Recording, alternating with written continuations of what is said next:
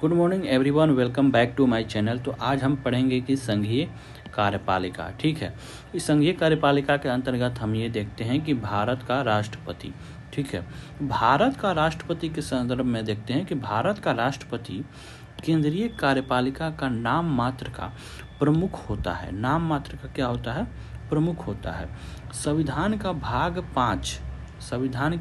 5 अनुच्छेद 52 से 62 तक राष्ट्रपति के संदर्भ में है। ठीक है, राष्ट्रपति के संदर्भ में है। भारत का राष्ट्रपति केंद्रीय कार्यपालिका का नाम मात्र का प्रमुख होता है। ठीक है, नाम मात्र का क्या होता है? प्रमुख होता है, परंतु वास्तविक शक्तियां प्रधानमंत्री के हाथों में होती है।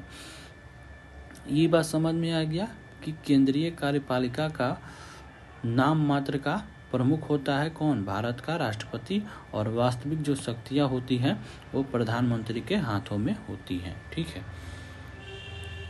भारत के राष्ट्रपति का चुनाव होता है। ठीक है, भारत का राष्ट्रपति का क्या होता है? चुनाव होता है, और आर्टिकल 55 में इस चुनाव की प्रक्रिया दी गई है। इस चुनाव की प्रक्रिया किसमें दी गई है? आर्टिकल 55 में। राष्ट्रपति के चुनाव में लोकसभा और राज्यसभा के सभी निर्वाचित सदस्य, कौन सदस्य? निर्वाचित सदस्य, निर्वाचित उसे कहते हैं जिसे जनता चुनती है। ठीक है, तथा राज्य विधान सभाओं के सभी निर्वाचित सदस्य भाग लेते हैं। ठीक है, अर्थात कोई भी मनोनीत सदस्य राष्ट्रपति के चुनाव में भाग नहीं लेता है, और राज्य विधान परिषद के सदस्य भी राष्ट्रपति के चुनाव में भाग नहीं लेते हैं। ठीक है, यानी कि इसका मतलब कहना है कि मनोनीत सदस्य, यानी कि जो जिसको जनता चुन के नहीं भेजी है, वो राष्ट्रपति के चुनाव में भाग नहीं लेगा। ठीक है, और राज्य विधान परिषद, कहीं कहीं पे 2 होते हैं, कहीं जैसे यूपी और बिहार में, जैसे यूपी बिहार में राज्य विधान परिषद और विधान मंडल भी होते हैं। तो विधान मंडल को तो जनता चुनती है, तो वो राष्ट्रपति के चुनाव में भाग ले सकते हैं, लेकिन राज्य विधान मंडल को जनता का नहीं चुनती है, तो इसीलिए राष्ट्रपति के चुनाव में भाग नहीं ले सकते हैं। ठीक है, उसके बाद देखते हैं राष्ट्रपति का चुनाव जो है एकल संगमरमरीय मत प्रणाली के द्वारा किया जाता है, और यह सुनिश्चित किया जाता है कि विजयी उम्मीदवारों को कम से कम 50% मिले। ठीक है, इसका मतलब ये है कि राष्ट्रपति का चुनाव एकल संगमरमरीय मत प्रणाली के द्वारा किया जाता है। ठीक है, मान लीजिए ए बी सी, मान लीजिए ए को मिले 50, मान लीजिए जैसे कि ये हो गया ए बी सी, ए को मिले 50, ए को मिले 30, बी को मिले 20 और सी को मिले 10। तो सबसे कम देखा जाएगा कि किसको मिले, तो सबसे कम मिले सी को, तो सी को इसमें से बाहर कर दिया जाएगा, और देखा जाएगा कि सी में से ए को कितने मिले और बी को कितने मिले।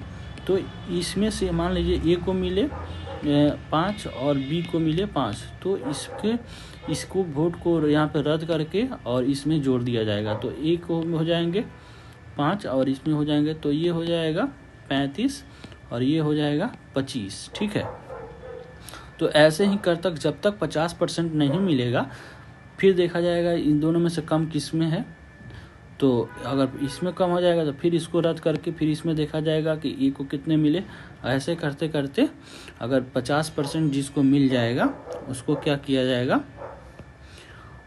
उसको राष्ट्रपति घोषित कर दिया जाएगा। ठीक है, चलिए,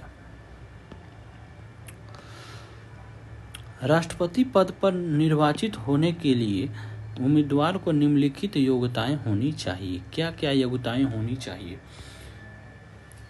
वे भारत का नागरिक होना चाहिए। पहला चीज तो वो भारत का नागरिक होनी चाहिए। दूसरा चीज है उसने 35 वर्ष की आयु पूरी कर लेनी होनी चाहिए। वो 35 वर्ष की आयु पूरी कर लेनी होनी चाहिए। तीसरा चीज देते हैं, वे किसी लाभ के पद पर नहीं होनी चाहिए। वे किसी लाभ के पद पर नहीं होना चाहिए, यानी कि वे किसी सरकारी नौकरी में नहीं होना चाहिए। ठीक है, वे लोकसभा के सदस्य बनने की योग्य होना चाहिए। मतलब लोकसभा के जो भी कैटेगरी है, जो भी नियम है, वो उसमें होनी चाहिए, वे लोकसभा के सदस्य बनने के योग्य होनी चाहिए। ठीक है, वे मानसिक रूप से विकृत या दिवालिया नहीं होनी चाहिए, यानी कि उसका मानसिक रूप से कहने का मतलब है कि वो पागल नहीं होने, वो मानसिक रूप से स्वस्थ हो, और विकृत और दिवालिया नहीं होनी चाहिए, यानी कि वो मतलब उसका आर्थिक कंडीशन ठीक ठाक हो। ठीक है, राष्ट्रपति के उम्मीदवारों को नामांकन के समय 50 प्रस्तावों और 50 समर्थकों के साथ नामांकन करना होता है। ठीक है, इसका और पढ़ लेते हैं फिर बताते हैं। ये सभी सदस्य उसके निर्वाचन मंडल में से होने चाहिए। कोई भी सदस्य एक से अधिक उम्मीदवारों का प्रस्ताव या समर्थन नहीं हो सकता। इसका मतलब होगा राष्ट्रपति के उम्मीदवारों को नामांकन के समय 50 प्रस्तावकों और 50 समर्थक होना चाहिए, यानी कि जो राष्ट्रपति का चुनाव करेगा उसमें से निर्वाचित सदस्य की बात कर रहे हैं, निर्वाचित सदस्य चाहे वो संसद का हो चाहे वो लोकसभा का हो। ठीक है, 50 जो चुनाव कर सकते हैं उसमें से 50 प्रस्ताव को होना चाहिए, चाहे वो विधायक हो चाहे संसद हो, और 50 समर्थन में होना चाहिए। कि टोटल मिला के 100 ऐसे होने चाहिए जो राष्ट्रपति के चुनाव कर सकते हैं। ठीक के साथ नामांकन करना होता है राष्ट्रपति को। ठीक है, ये सभी सदस्य उनके निर्वाचित मंडल में से होनी चाहिए। निर्वाचित मंडल मतलब जो उसका चुनाव करे उसी में से होना चाहिए। ठीक है, मनोनीत सदस्य नहीं होना चाहिए। कोई भी सदस्य एक से अधिक उम्मीदवार का प्रस्ताव या समर्थन नहीं कर सकता। इसका मतलब हो गया कि अगर मान लीजिए मैंने चुन लिया कि श्याम है, तो फिर मैंने श्याम को ही चुन लिया, मेरा कहानी खत्म हो गया। ठीक है, मैं किसी और को नहीं चुनता, मैं श्याम ही को चुनूंगा। ठीक है, राष्ट्रपति के चुनाव से संबंधित सभी विवाद भारत के सर्वोच्च न्यायालय में ही ले जाए जा सकते हैं, किसी अन्य न्यायालय में नहीं। ठीक है, राष्ट्रपति के चुनाव से संबंधित सभी विवाद भारत के सर्वोच्च न्यायालय में ही ले जाए जा सकते हैं। ठीक है, किसी अन्य न्यायालय में नहीं। ठीक है, उसके बाद देखिए क्या कहते हैं कि राष्ट्रपति के निर्वाचन को इस आधार पर चुनौती नहीं दी जा सकती है कि उसके निर्वाचन मंडल में से कुछ सदस्य रिक्त हैं, अर्थात यदि राष्ट्रपति के चुनाव के समय कोई विधानसभा यदि भंग भी हो या संसद या विधान सभाओं में से कोई रिक्ति हो तो भी राष्ट्रपति का चुनाव नियत समय पर ही होगा। मान लीजिए कहीं पे भी विधानमंडल या विधानसभा कहीं पे भी भंग हो जाती है, या फिर कहीं पे विधायक अनुपस्थित या संसद अनुपस्थित नहीं रहते हैं, तो जितने हैं निर्वाचित सदस्य उसी में से ही राष्ट्रपति के चुनाव हो जाएगा, वो उसकी नियत समय पर ही हो जाएगा। ठीक है, दिल्ली और पुडुचेरी जो राज्य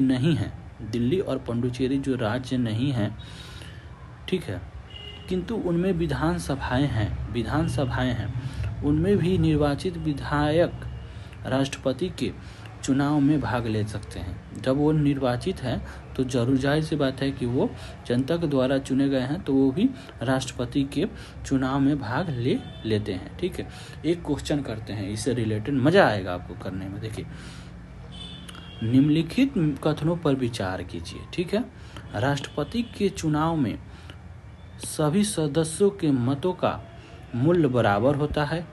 ठीक है, सही बात है। राष्ट्रपति के चुनाव में सभी विधायकों के मतों का मूल्य बराबर होता है, नहीं, गलत बात है। प्रत्येक संसद के मत का मूल्य प्रत्येक विधायक के मत के मूल्य के बराबर होता है, नहीं, ये भी गलत बात है। तो कौन सा होगा? ये होगा। और क्यों होगा ये आप सोच के बताइए, नहीं अगर आएगा तो मुझे कमेंट बताइए, मैं ज़रूर बताऊंगा। Thank you for watching the video. तो इसमें से ये होगा ये।